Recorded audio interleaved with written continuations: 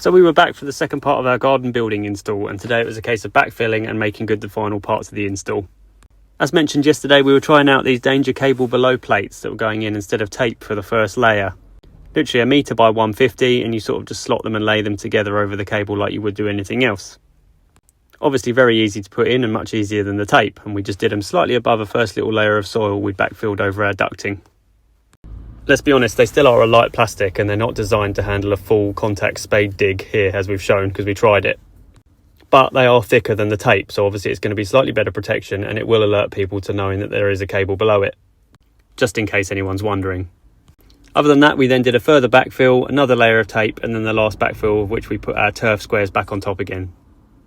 Bit of a slow process, but this is where we scrape all the excess soil back off the Corex, back into the trench, relay the turf, and then scrape up any excess soil as well to try and tidy up the area to make it look roughly as good as it did when we got there. Thankfully in this instance it's been very wet, so the turf should grow back quite quickly. Then we just needed to wrap up the final parts, like getting the subboard live, diverting all the earth into a new connection block, and sorting out the meter tails. Swiftly moving on to testing the garden building itself and the sub-consume unit.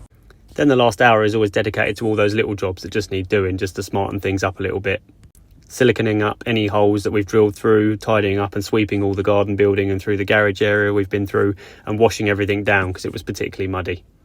People always ask if we factor that sort of stuff into our jobs, and to be honest we do, because it's a massive part of the job and it always leaves it looking so much better, so it's really worth it. And this was the final outcome. We had a fully installed garden building with sockets, lighting and infrastructure ready for outside lighting, all running conduit, all left with space for movable boards as we always discuss. Then the external cable run running right through the lawn, backfilled, along the fence line into the garage and into our new sub-consume unit. A lot of different components on this one, a lot of attention was needed, but it was all good. The customer was really happy and it was another job done. Let us know if you have any questions and follow us for more.